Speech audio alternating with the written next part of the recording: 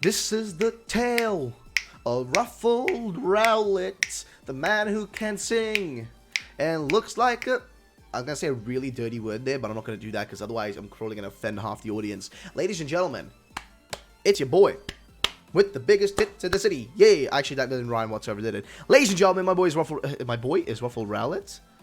It's your boy, RuffledRowlit. Dude, I'm actually thinking my brain is kind of losing its own, like, functioning here. Like, I feel like I'm going, like, apeshit. Either way, welcome to a brand new video, guys. Today, we're going to be covering a rumor that popped up that I think actually is kind of intriguing because it is a starter rumor, but I do have a translation for it thanks to the lovely Pokestami, who's just, like, super fast with translation on this one. Like, thank you so much. Honestly, Pokestami, thank you. You really are quick with these. So thank you so much for that. I appreciate it. And also to the other people here, we have also a normal rumor, like one of the ones that, you know, we've got a Pokemon looking one. We also have got normal ones. So let's start with the actual rumor here that's showing us a evolution for a Scorbunny, ladies and gentlemen. An evolution. I haven't talked about one of these in a while now. It's been a chunk of time since I did talk about one of these.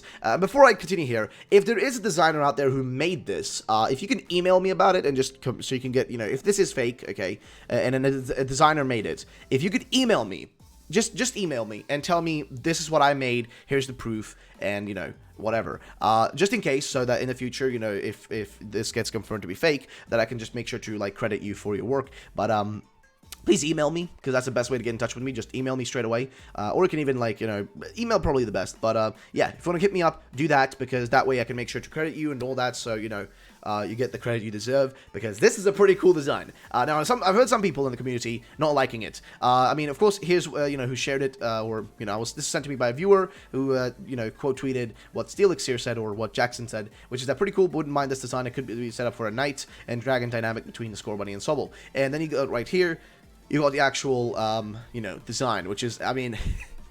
I kind of love it, dude. It's a knight, man. It's a straight-up knight. I mean, of course, you got the ears, you know what I mean, the bunny ears, sticking out like the kind of feathers or whatever that you have on a, you know, on a knight's kind of helmet usually, you know. That's what you got right there. Then on the down on the faces here, which we'll take a look at a bit closer here on these images, down on the faces down here, you've got the kind of like, I don't know what you would call it, the little crest above the eyes, which, you know, when it gets angry right here, it turns red. When it's happy, it just stays there. And even, like, you know, sometimes, I guess if it's like scared or something, I guess it falls down above its eyes, so it blocks them out. The actual armor makes sense. I mean, you've got different, like, levels of it. On the top, you've got the shoulder pads, which would defend it. I mean, hey, getting a little bit of World of Warcraft vibes from this one. You got a little bit of like, you know, I'm not sure if this guy's, I was gonna say linen, but like you've got armor, you know, right under, and above that you got black, like, clothing, right above that. Simply like shoulder pads as well, not shoulder pads, but knee pads as well. And yeah, overall, a really cool one. Here's a strange part, though, right? Which is that they seemingly give, on one hand, there's this design that kind of looks like a bit of a sword, and the other one, like a shield, which I guess is meant to be like, you know, okay, this is kind of supposed to be giving it that sword and shield-esque mechanic to it. And of course, the feet are bent up and like bent up a little bit to be like, you know, literal bunny feet, or like, you know, rabbit feet that are supposed to be like, you know, ready to jump away at any given time. To put it in blunt terms. So yeah, I don't know, man. I love this design, though. I kind of think it's cool. I know a lot of people are criticizing it, but I personally like it. So if we take a picture, like, take a picture of a knight here, like really quickly, a picture of a knight. You'll see what I'm talking about in terms of. We've got a Fortnite knight here, but I don't think that's a good one to do a comparison with. I'm trying to find a good knight to show you what I'm talking about, but it's kind of hard to find a good one. I mean, here's one, I guess. And you've got, like, because it doesn't, like, clearly there's no tabard on the one we're looking at. Like, I mean, here's like a knight, which I'm not sure. It's made by Sean Johnson. So shout out to Sean Johnson for making this. But basically, this, like, here is just a normal knight. He's got a tabard on, a little bit of, you know, cloth around him. And I was getting linen for this, but no, it's like cloth, you know, around the neck, and as well as down, like, around the you know, waist. You got that, but there's no. I really wish there was like you know, a straight up, like, you know, tabard, like this guy. He's got like a wolf tabard almost, which is blue and all that, and I think that looks sick. And if we had like a red one like that across the chest of this thing, it'd be so sick. But I don't know, man. First of all, I like this design. Do I think it's real? No. Why do I say that? Because I've actually got a few translations here that was sent to me by Pokestami. So thank you for checking, you know, for doing this. Again, appreciate it. And here's what Pokestami says. I have a few translations that I need to get to, but here's a simple one for now. Japanese is super basic. The only real note is this one right here, which basically means true. I wrote genuine as I take it to mean it's the Pokemon Pokemon's normal expression. Okay, and here's what they actually said, you know, what it says here. So that one right there, which shows the head being, you know, happy, it says genuine. The one over there that says, you know, that, you know, it's angry is clearly angry. And the one that over there is like, I mean, it's clearly scared, but it says sad, which is strange.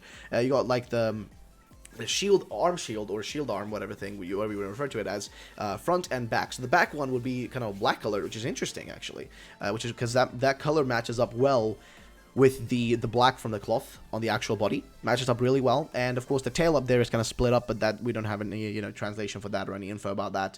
So I don't know, ladies and gentlemen, I think this one is fake. I actually think so. I mean, I would actually like it if this was real. I know some people probably don't like this, because it probably looks odd as hell to some people, but I like it, dude. I actually really, really like this. I don't know why. I just kind of really like it, man. I'm gonna be honest. Personally, I really like this. I wish this was real, because I would be totally fine with this in a weird way, because I like, you know, kind of like, you know, the medieval times, you know, knights and armor and, you know, big swords and all that stuff, and this kind of gives me that feeling. I mean, there could be some workarounds with this, because it's not 100%, you know, perfect, but it's good though. I like it. Now, of course, there are other designs out there which I think would be fitting way better and that I like, you know, slightly more, but I'm okay with this design, honestly. If this was real, I wouldn't be okay with it. As for it being real though, I don't think so. There's far too little text in the actual post, and also I feel like I've kind of seen this style somewhere else. I've asked a few designers and checked with them, and they said it's not theirs, so I'm not sure who made this, but, you know, I guess we'll know soon enough. But yeah, so now let's go over to the actual rumor of this video, guys, besides that rumor of the actual, you know, starter Pokemon. But let's go over to this one, which I think is something you guys might, you know, enjoy, because it's one of those list ones. And this one says Game Freak Sword and Shield is the name of the guy who posted this, and here's what he basically said. It's one of those list ones, so do get ready to just listen to a bunch of words, because I think that's what you do mostly when you watch any video, but either way, enjoy. So here's what this guy says. So Grookey evolves into a grass-fighting, feminine-looking gorilla. Scorbunny's final evolution is a fire-electric Olympic runner. Like, dude, this sounds like very similar to something I read not too long ago. Okay.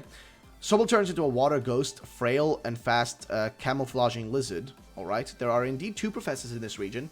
They rival each other, and they will play a big role in the main story, which would be cool, because I've said this before, but it does seem like there will be two professors, because there are two houses that look similar. They're both purple and, you know, look like labs, and they both have, like, auditoriums or whatever they're called.